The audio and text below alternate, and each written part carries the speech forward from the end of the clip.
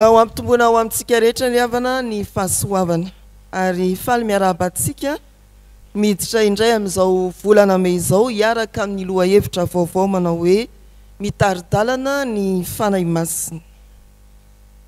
Amin'ny perikopa izay nivakiana teo dia ny filazantsara ka ny Luka 4 andininy voalohany hatramin'ny 17 no iombonantsika.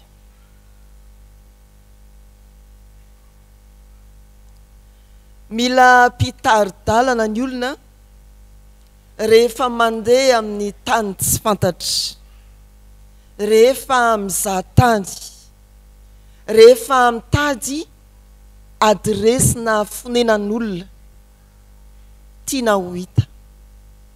Ary maika moa amin'ny fiainan'ny fiangonana dia tena mila pitaridalana ny fiangonana. Raha ny Baiboly no velarina eo ambany fitarian'ny fanahy masina dia mivotra ao anatin'ny Baiboly ry havana ny foto-kevitra manao hoe mitaridalana ny fanahy masina.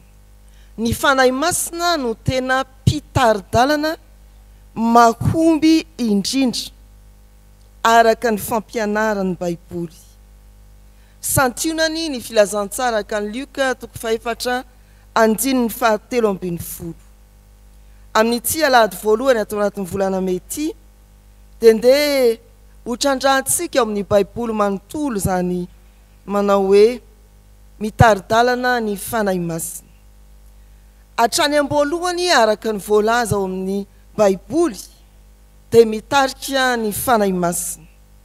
Tahaka ny lazan'ny filazantsara araka ny Matthieu araka ny Luka 4 andininy voalohany manao hoe amin'ny anaran'ny Tompo. Ary Jesosy feno ny fanahy masina dia niverina avy tany Jordana ary nentiny fanahy tany anefitra 40 andro izy. Voalaza soratra masina eo amin'ny filazantsara ka ny Matthieu 4 ao amin'ny Marka voalohany andininy 12 sy 17. Ao Marka voalohany andininy 12 dia tsy hoe nentina fotsiny Jesosy fa voalazany hoe noroahany fanahy masina ho any anefitra i Jesosy mba halainy devoly fanahy. Toy ny teny zany hoe mandehana makany anefitra any ianao halaim-panahy. Hatrany am-boalohany araka ny voalaza teo ao amin'ny Baiboly ary ao amin'ny testamenta taloha dia efa tsindro sahady fa mitaridalana ny fanahy masina. Ny Genesis voalohany andininy 2 nitarika tamin'ny fanorenana izao tontolo izao ny fanahy masina. Hainy maro tsy enjery zany ry havana. Izao no voasoratra amin'ny anaran'ny Tompo. Ary ny tany dia tsy nisy endrika sady foana ary azina ny tambon'ny lalina ary ny fanahin'Andriamanitra nambomba tambon'ny rano.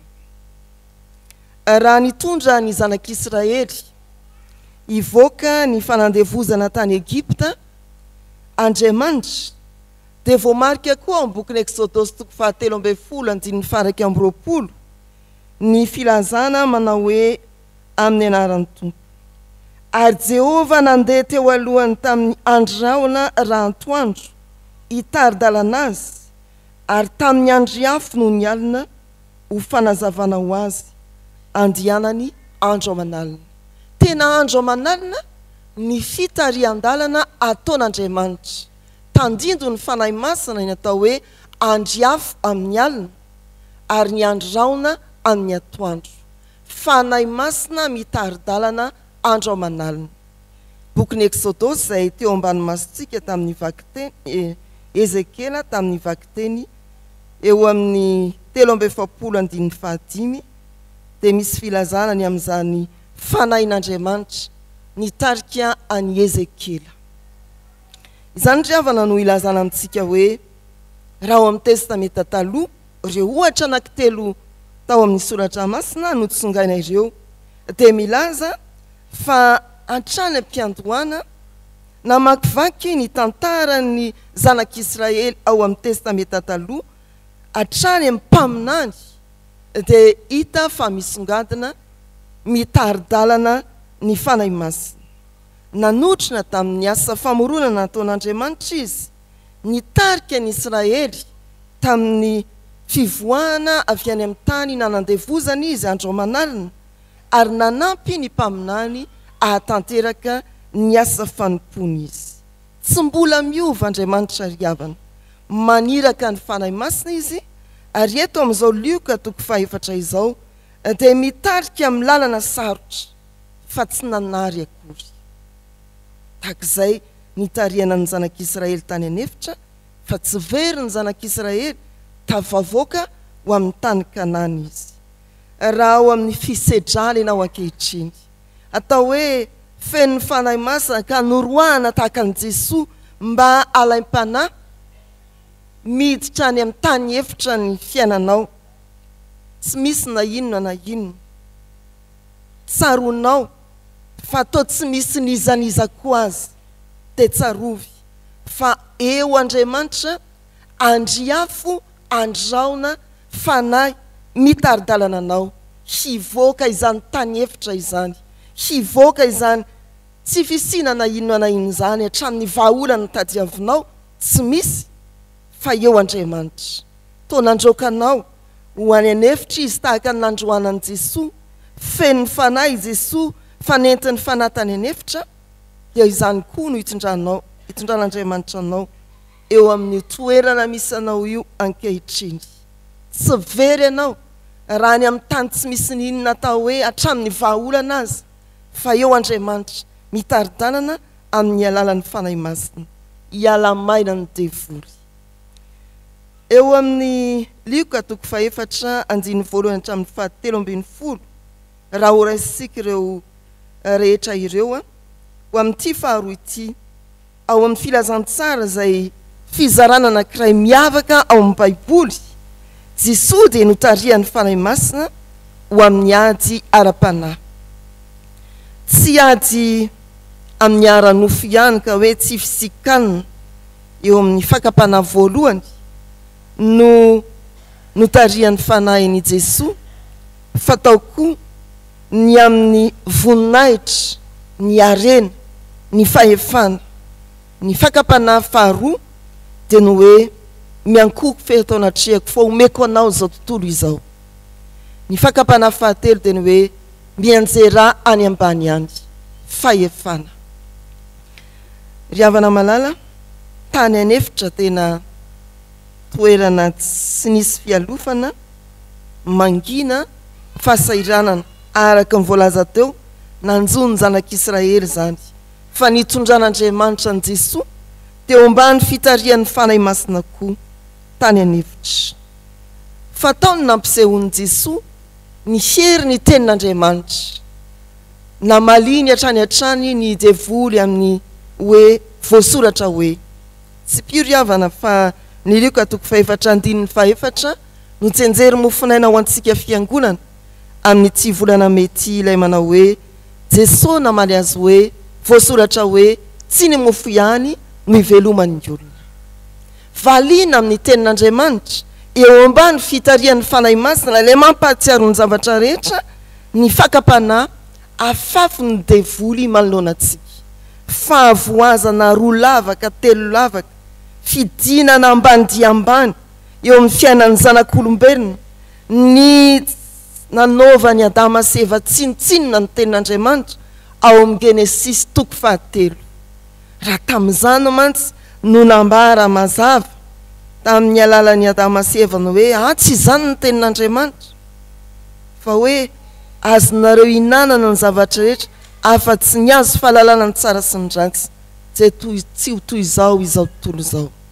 Adino ny tenin'Andriamanitra satria tsy teo ny fampatsiahivany fanahy masina, tsy teo ny fampahirezan'ny fanahy masina andany fakapanahy izay alefany ilay ratsy.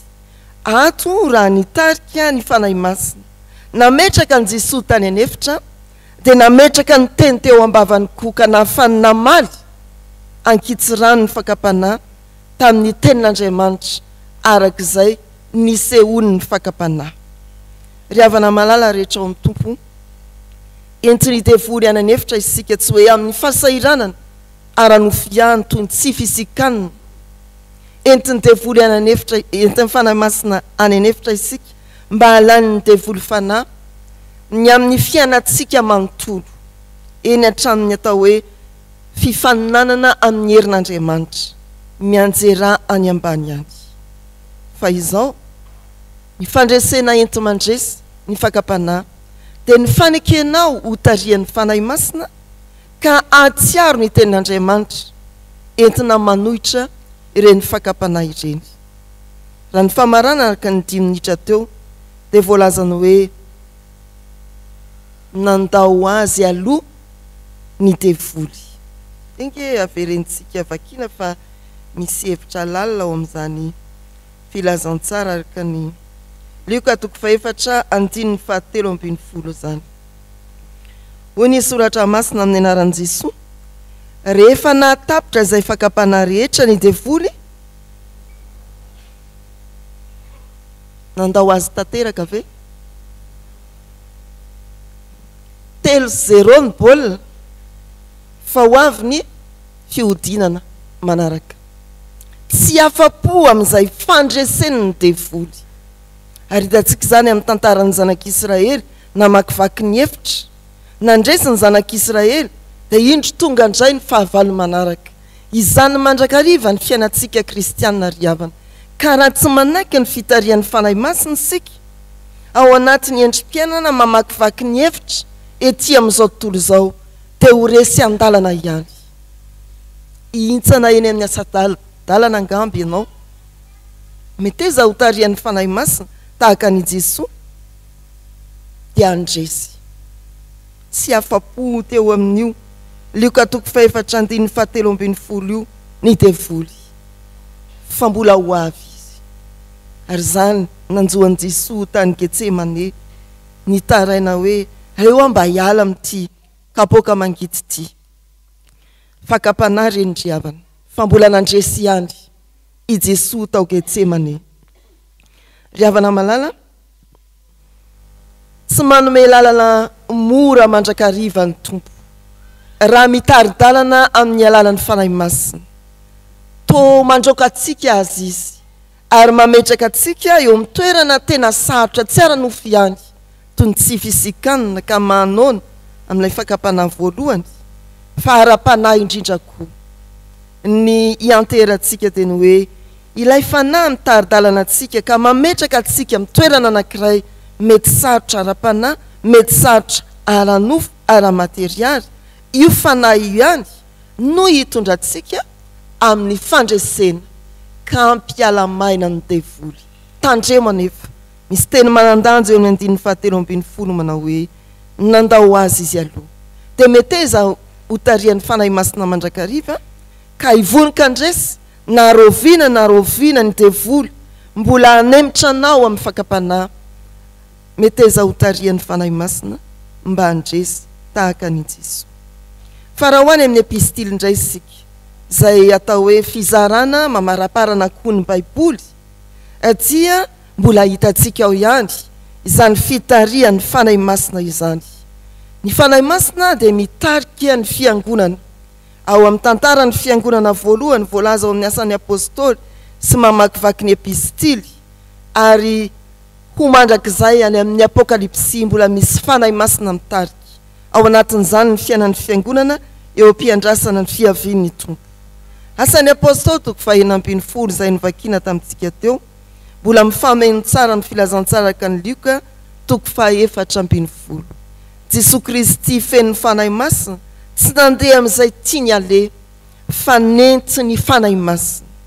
Ny apôstôly andeha hitory ny filazantsara tsy nandeha amin'izay tiany ale fa novaina fitodika tsy any Azia fa any Makedonia zany hoe faritry Eropa.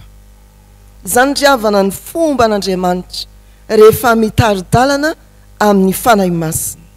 Hoy ny Romanina 5:4-20. Zao no voasoratra amin'izany. Izay tarihin'ny fanahin'Andriamanitra no zanak'Andriamanitra. Ny Galatiana 5:9-20 dia hoy ny soratra masina amin'ny anaran'ny tompo.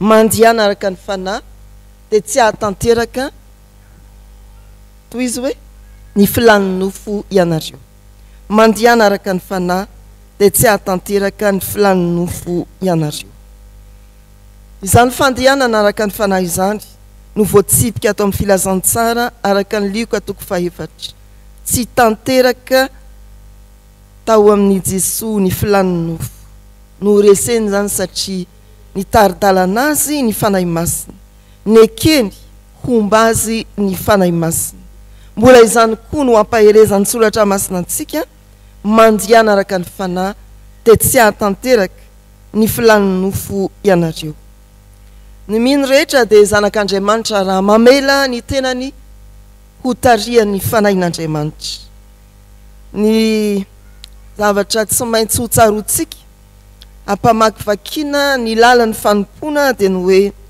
raha mitondra antsika ho any anefitra ny tompo dia tsarovy fa izy no efa nandihy izany lalan'izany ary tonga ampandresy no ny fitarihan'ny fanahy masina izy ilay zanak'Andriamanitra no efa nentin'Andriamanitra tamin'izany lalana tany anefitra izany fa tonga soa tamin'ny fandresena ianao koa raha tarihin'ny fanahin'Andriamanitra dia zanak'Andriamanitra tsy haharesy anao na hanapaka anao ny filan'ny nofo fa handresy anao mba tsy ho tonga eo ambavatsika ho tarihan'ny fanahy masina na tezaina ho tarihan'ny fanahy masina mandritra ty volana mety ny teny hoe mbola nofo ihany tsia hitaridalana antsika ny fanahy masina ary andresy ny fakapana toan'i Jesosy isika fampandiny tena ety ampamarana dia ny hoe miazakazaka araka ny fisainanao